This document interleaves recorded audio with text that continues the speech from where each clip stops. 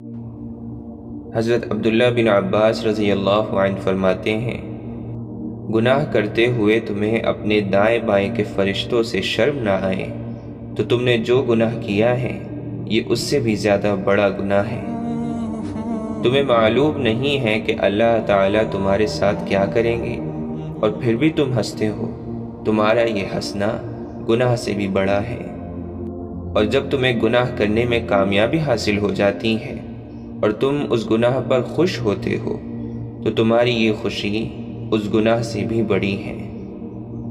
اور جب تم گناہ نہ کر سکو اور اس پر تم غمگین ہو جاؤ تو تمہارا یہ غمگین ہونا اس گناہ کے کر لینے سے زیادہ بڑا ہے۔ گناہ کرتے ہوئے ہوا کے چلنے سے تمہارے دروازے کا پردہ ہل جائے، اس سے تم ڈرتے ہو، اور اللہ تمہیں دیکھ رہا ہے، اس سے تمہارا دل پریشان نہیں ہوتا، تو یہ کیفیت اس گناہ کے کر لینے سے زیادہ بڑا گناہ ہے۔ اللہ تعالیٰ جب کسی بندے کے بارے میں جان لیتے ہیں کہ وہ سچی نیت اور اللہ سے اجر کے حصول کے لیے عمل کر رہا ہے تو اس عمل کے راستے میں آنے والی رکاوٹوں کو اللہ تعالیٰ دور فرما دیتے ہیں۔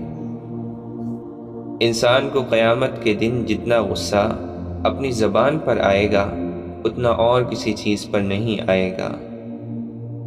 یہ بھی تواضع میں شامل ہے کہ تو اپنے بھائی کا جھوٹا کھائے اور پیے۔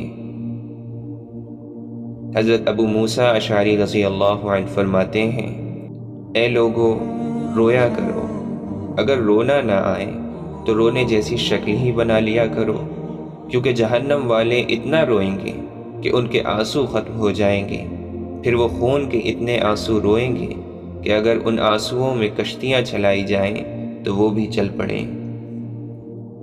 جو قرآن کے تابع ہوگا اسے قرآن جنت کے باغوں میں لے جائے گا، اور جو قرآن کو اپنے تابع کرے گا تو قرآن اس کو گرا کر آگ میں پھینک دے گا۔ ہم گناہوں کی بدولت اپنی جانوں پر آگ جلا لیتے ہیں، پھر جب ہم فرض نماز پڑھ لیتے ہیں تو وہ نماز پہلے کے تمام گناہوں کے لیے کفارہ بن جاتی ہے۔ پھر ہم اپنی جانوں پر آگ جلا لیتے ہیں، پھر ہم جب نماز پڑھ لیتے ہیں تو وہ نماز پہلے کے تمام گناہوں کے لیے کفارہ بن جاتی ہے۔ حضرت عبداللہ بن عمر رضی اللہ عنہ فرماتے ہیں، بندے کو جب بھی دنیا کی کوئی چیز ملتی ہے تو اس کی وجہ سے اللہ تعالیٰ کے یہاں اس کا درجہ کم ہو جاتا ہے، اگرچہ وہ اللہ کے یہاں عزت اور شرف والا ہو۔ بندہ اس وقت تک ایمان کی حقیقت کو نہیں پہنچ سکتا جب تک کہ آخرت پر دنیا کو ترجیح دینے کی وجہ سے لوگوں کو کم عقل نہ سمجھے۔ اللہ کے لیے محبت کرو اور اللہ کے لیے بغض رکھو، اور اللہ کے لیے دوستی کرو اور اللہ کے لیے دشمنی کرو، کیونکہ اللہ کی دوستی اور قرب صرف انہی صفات سے حاصل ہو سکتا ہے۔ جب تک آدمی ایسا نہیں بن جائے گا، وہ چاہے کتنی نمازیں پڑھ لے اور چاہے کتنے روزے رکھ لے، ایمان کا مزہ نہیں چکھ سکتا۔ بندے کو سب سے زیادہ جس عضو کو پاک کرنے کی ضرورت ہے وہ اس کی زبان ہے۔ جو بھی مسلمان کسی اونچی زمین میں جا کر یا پتھروں سے بنی ہوئی مسجد میں جا کر نماز پڑھتا ہے تو زمین یہ کہتی ہے کہ اس مسلمان نے اللہ تعالیٰ کی زمین پر اللہ کے لیے نماز پڑھی۔ اے بندے، جس دن تو اللہ سے ملاقات کرے گا اس دن میں تیرے حق میں گواہی دوں گی۔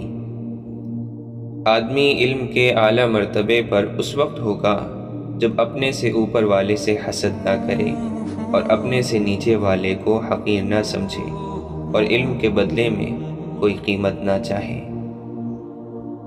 حضرت ابو الدرداء رضی اللہ عنہ فرماتے ہیں، انسان کا دل دنیا کی محبت میں جوان رہتا ہے، اگرچہ بڑھاپے کی وجہ سے اس کی پسلی کی دونوں ہڈیاں آپس میں مل جائیں، لیکن جن کے دلوں کو اللہ نے تقوی کے لیے آزما لیا ہے ان کے دل دنیا کی محبت میں جوان نہیں رہتے، اور ایسے کامل متقی لوگ بہت کم ہوتے ہیں۔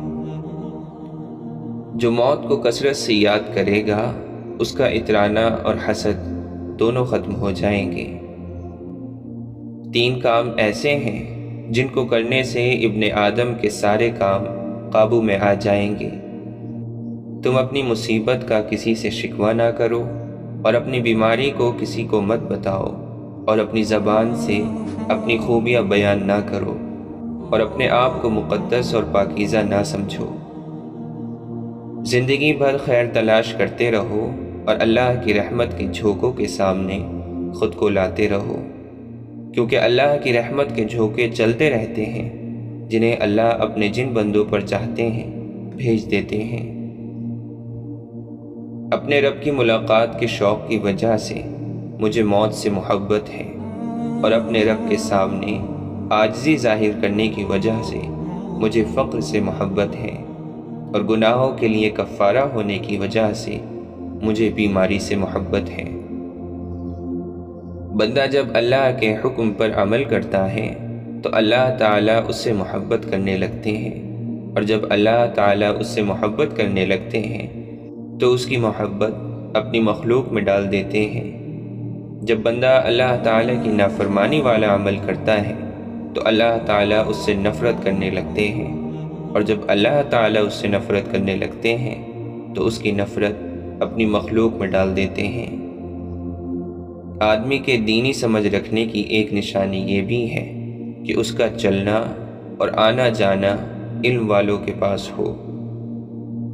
تمہیں سب سے بہتر وہ ہے جو اپنے ساتھی سے یہ کہے، آؤ مرنے سے پہلے ہم روزہ رکھ لیں، اور تم میں سب سے برا وہ ہے جو اپنے ساتھی سے یہ کہے، آؤ مرنے سے پہلے ہم کھا پی لیں اور کھیل تماشا کر لیں۔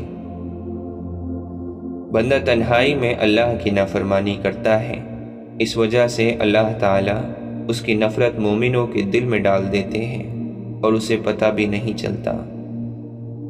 جیسے تم لوگ بات کرنا سیکھتے ہو، ایسے ہی خاموش رہنا بھی سیکھو، کیونکہ خاموش رہنا بہت بڑی بردباری ہے، اور تمہیں بولنے سے زیادہ سننے کا شوق ہونا چاہیے۔ اور کبھی لایانی کا بول نہ بولا کرو، ہنسی کے بات کے بغیر خواہ مخواہ مت ہنسو، اور بلا ضرورت کسی جگہ مت جاؤ۔ انسان اس وقت تک متقی نہیں بن سکتا جب تک علم حاصل نہ کرے، اور علم کے ذریعے سے حسن و جمال تب حاصل ہو سکتا ہے جب اس پر عمل کرے۔ حضرت عبداللہ بن مسعود رضی اللہ عنہ فرماتے ہیں، اللہ تعالیٰ مال تو اسے بھی دے دیتے ہیں جس سے محبت ہو، اور اسے بھی دے دیتے ہیں جس سے محبت نہ ہو، لیکن ایمان صرف اسے ہی دیتے ہیں جس سے اسے محبت ہو۔ اللہ تعالیٰ ان لوگوں پر رحمت بھیجتے ہیں جو صفوں میں نماز کی پہلی صف کی طرح بڑھتے ہیں، اور اس کے فرشتے ان کے لیے دعائیں رحمت کرتے ہیں۔ جب تم دیکھو کہ تمہارے بھائی سے کوئی گناہ صادر ہو گیا ہے تو اس کے خلاف شیطان کے مددگار نہ بن جاؤ کہ یہ بد دعائیں کرنے لگ جاؤ کہ اے اللہ اسے رسوا فرما، اے اللہ اس پر لعنت بھیج، بلکہ اللہ سے اس کے لیے اور اپنے لیے عافیت مانگو۔ ہم محمد صلی اللہ علیہ وسلم کے صحابہ اس وقت تک کسی آدمی کے بارے میں کوئی بات نہیں کہتے جب تک ہمیں یہ معلوم نہ ہو جاتا کہ اس کی موت کس حالت پر ہوئی ہے۔ اگر اس کا خاتمہ بالخیر ہوتا تو ہم یقین کر لیتے کہ اسے بڑی خیر حاصل ہوئی ہے، اور اگر اس کا خاتمہ برا ہوتا تو ہم اس کے بارے میں ڈرتے رہتے۔ بہترین مجلس وہ ہے جس میں حکمت کی باتیں بیان کی جائیں۔ متقی لوگ سردار ہیں اور فقیہ لوگ امت کے رہنما ہیں، اور ان کے ساتھ بیٹھنے سے ایمان اور علم میں اضافہ ہوتا ہے۔ جیسے اونٹوں کے بیٹھنے کی جگہ میں اونٹ ہوتے ہیں، ایسے سلاطین کے دروازوں پر فتنے ہوتے ہیں۔ جو دنیا کو چاہے گا وہ آخرت کا نقصان کرے گا، اور جو آخرت کو چاہے گا وہ دنیا کا نقصان کرے گا، لہٰذا ہمیشہ باقی رہنے والی آخرت کی وجہ سے فانی دنیا کا نقصان کر لو۔ انسان جیسا بوئے گا ویسا اسے ملے گا، اور ہر انسان کو اس کے مقدر کا ضرور مل کر رہے گا، لہٰذا سست آدمی کے مقدر میں جو لکھا ہوا ہے وہ اسے مل کر رہے گا، اور کوئی تیز آدمی اس سے آگے بڑھ کر اس کے مقدر کا نہیں لے سکتا، اور خوب زیادہ کوشش کرنے والا انسان وہ چیز حاصل نہیں کر سکتا جو اس کے مقدر میں نہیں ہے۔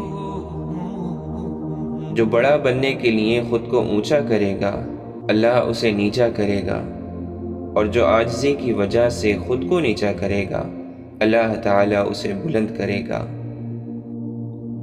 مجھے اس آدمی پر بہت غصہ آتا ہے جو مجھے فارغ نظر آتا ہے، نہ آخرت کے کسی عمل میں لگا ہوا ہے اور نہ دنیا کے کسی کام میں۔